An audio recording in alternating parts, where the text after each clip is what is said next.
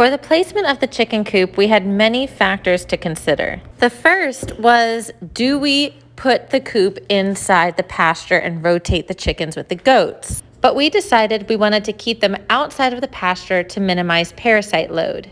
We also needed a coop promptly because the old one was really difficult to clean and difficult to collect eggs from. We liked the general vicinity where the old chicken coop was, and we chose this spot where there was an old fire pit because of the ash. Ash is not only a great soil amendment for the garden, but it also helps minimize the presence of mites, fleas, and other soft-bodied insects that could bother chickens. This was also the most level space where we could build a new large coop. Our very first coop was DIY, and it worked out fine, but it wasn't necessarily efficient in collecting eggs. Our second coop was a very cheap prefabricated coop from a local farm supply store, and that one lasted about 2 years. So our last coop at the urban homestead was a prefabricated coop by Roost and Root, and we wanted to go ahead and get a coop by them again, this time but a much larger one. I love a good quality prefabricated coop because of all the features that it has. I like that this one is a walk-in coop, so it's really easy to clean. It also has conveniently located nesting boxes that I can access either inside or outside of the coop. Other features are helpful, like the cold frames that can go up to prevent draft during a cold season, or they can go down to help increase airflow during a hot summer. This coop took us less than 12 hours to build, and we are going to stain it eventually to increase the longevity. To move your flock into the new coop, I highly recommend doing it at nighttime and encouraging them inside the coop with mealworms. For the guineas, we needed a more strategic setup, actually enclosing a section of the coop for them to get used to their new coop, so that way once we let them out, they wouldn't leave the coop and fly off. We also needed a separate area for the younger chicks to integrate with the older chickens. This is extremely important for a number of reasons. One, you want to acclimate the younger chickens to their new habitat without too much stress. Chickens also have a natural pecking order amongst the flock. And with the younger chickens, you don't want the older chickens to boss the younger ones around and create any drama. The younger rooster, Gouda, had immediately tried to show off his role in the pecking order with the other roosters. We started integrating the guineas a week later by just letting a couple out at a time and also introducing a lot of mealworm treats. This is going to distract them and get them comfortable around each other. The guineas are definitely hanging out with the chickens. I think that they know that it's safe with the chickens. They've also been hanging back out in the coop. The little babies are hanging out in the coop as they get comfortable with their surroundings. I would say we have successfully integrated this flock. Everyone is hanging out and the guineas are coming back to the coop at night. In my experience, chicken maintenance has always been very easy because of the deep litter method. If you didn't use the deep litter method, you would have to clean the coop more often, and it would smell more often because the manure wouldn't naturally fall to the ground and decompose and break down, and the chickens wouldn't be turning it over.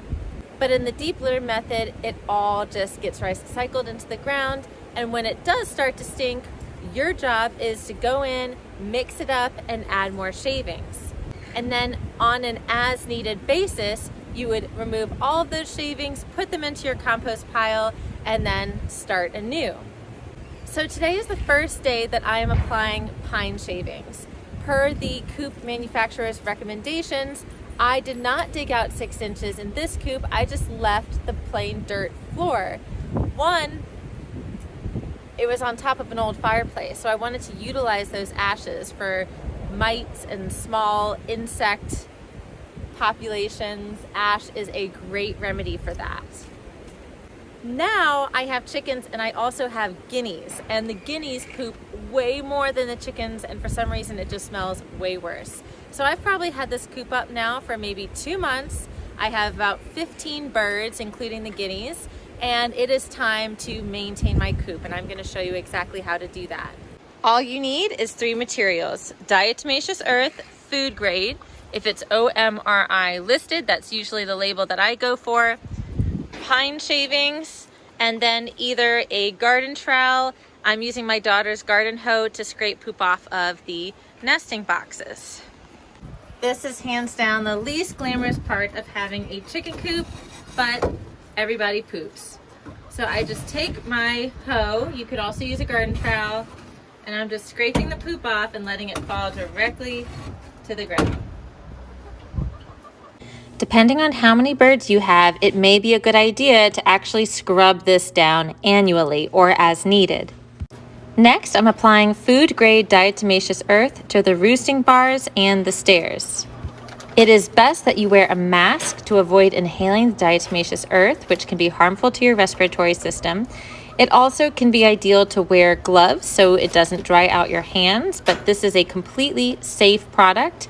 Humans can also use it as a detox. This diatomaceous earth is going to repel any insects, parasites, any other bugs that I should be concerned about harming my chickens. It's also going to help break down the manure on the bars. Now that all the poop has been scraped to the bottom, I'm going to use my garden hoe to mix it all in and help the chickens do their job of composting this manure at the base of the coop. Last but not least are the pine shavings. Now, what would you do if you did not have access to pine shavings? Any sort of mulch or leaves would do just fine. This is going to help keep the coop fresh and add brown matter as it all composts and turns over time. With 15 or more birds, I may have to do this every few months. And that's it, folks. I tried to do some more shavings over there because that's really where they poop the most, because that's where they lay at night. But now I've got a fresh bed of litter here. So all in all, this is very minimal maintenance, especially if you are in an urban setting. Just having 2 or 3 birds, you're gonna barely have to clean your coop, maybe once a year. I've got 15 and the guineas are just dirtier than any bird I've ever had. And it's nothing in comparison to the incredible eggs that you get and the independence of having meat if you needed meat. We are planning on getting meat birds eventually, and there are certain varieties of chickens that are best for eggs, meat, fun, like this little fuzzy Cochin. And so the maintenance is low with the deep litter method. We are cleaning the chicken coop today. This is the first time that we're doing a deep clean after almost a solid year, and we have over 20 birds. The deep litter method makes it easy to maintain a clean coop because as their droppings are falling from the roosting bars, they're inside the coop at night, and in the morning they're scraping through all of that, creating this incredible compost. This is a year's worth of poop that has just been mixed in and topped off with occasional pine chips and straw, and we've scraped off the poop from inside the boards as well. How do you know it's time to clean the coop?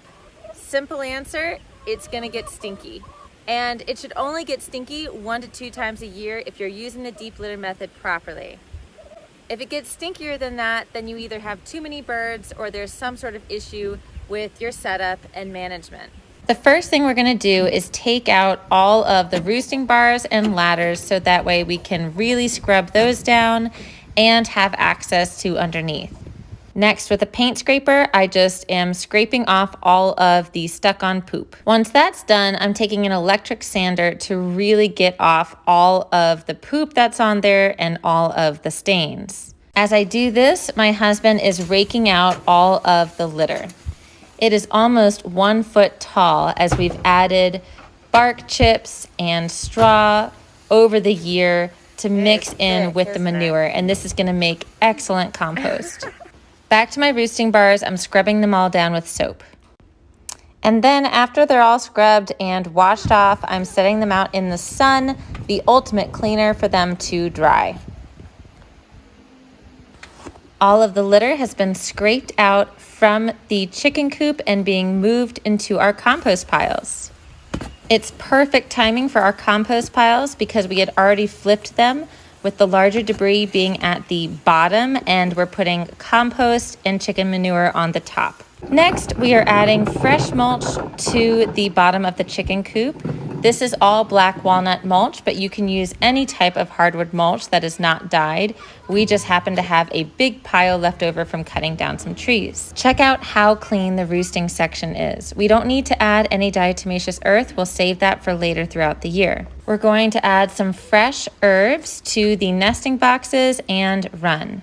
Any fragrant herbs will work well to keep bugs away and to keep the chickens happy in scratching around and pecking at some of the fresh greens. This job took 2 of us about 4 hours from start to finish. For having 25 plus birds, this really makes the whole experience of having chickens feel well worth it and low maintenance. It's also one of those homestead tasks that just make you feel like you're doing such a good job tending to your animals and giving them a clean, healthy habitat to thrive in.